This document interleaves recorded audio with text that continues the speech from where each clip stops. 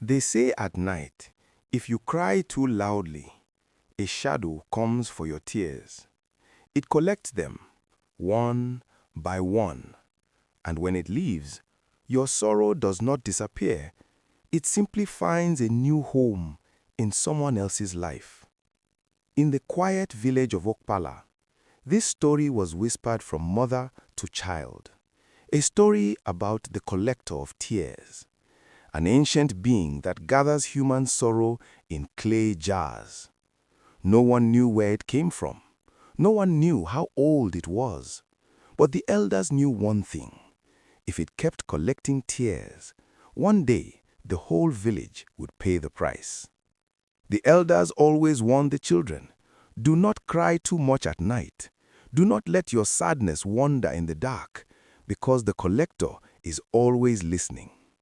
But people still cried, because sorrow is hard to hold inside. And every time someone cried too long, the collector came. One evening, little Chinelo sat by the fire outside her home. Her small shoulders shook as she cried. Her goat had wandered into the forest and never returned. Her grandmother quickly grabbed her hand. Chinelo, stop crying. Her voice was low and afraid. The collector listens at night. Chinelo wiped her eyes.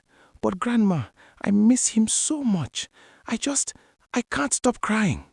Her grandmother looked toward the dark forest. Then she said quietly, every tear you shed, it takes, and one day the village will pay the price. That night, something moved outside their hut. The wind suddenly grew cold. Then a whisper came from the darkness, soft, slow, and hollow. Chinelo, Chinelo. The girl froze. Her heart began to pound. Then the whisper came again. Chinelo, give me your sorrow. She covered her mouth. She did not cry again that night, but the trouble had already begun. Weeks passed, and strange things started happening in Okpala. Families argued more than before. Crops began to dry. Animals grew weak. Even the laughter of children became rare. It was as if the whole village had become heavy with sadness. The elders called for a meeting under the big Iroko tree. The oldest man in the village stood up slowly. His voice trembled. The collector is not satisfied. It wants more. A murmur spread through the crowd. Another elder spoke. Long ago, this being was sealed away. It feeds only on human tears. We forgot the old rules, and now it grows stronger. A young mother cried from the back of the crowd. My baby cries every night. Am I supposed to stop my own child from crying? Tell me, how do I protect her? Silence filled the gathering, because the elders knew something terrible. No adult could stop the collector. Only a child could. But not just any child. A child with a pure heart. Later that day, Chinelo sat under a mango tree with her friend Obina. Obina kicked a stone angrily. This thing is just a spirit. We should fight it. Let's find the hidden jars and smash them. Chinelo shook her head slowly. I'm scared, Obina. What if it takes me too? Before Obina could reply, an elder appeared behind them, quiet, watching. He held a small rusted key. Children, he said softly, the collector cannot be defeated with anger. It cannot be defeated with fear. It can only be defeated with a heart that carries no hatred. He looked at Chinelo, long and carefully. Then he placed the key in her hand. If anyone can end this, it is you. Chinelo's hands began to shake. Me? I'm just a child. The elder nodded. And that is exactly why. That night, under a full moon, Chinelo walked toward the old stone hut at the edge of the village. No one went there anymore. The door creaked as she pushed it open. Inside the hut, rows of clay jars sat on the floor, hundreds of them, all shaking, all whispering, Chinelo, Chinelo, give us your tears, give us your sorrow.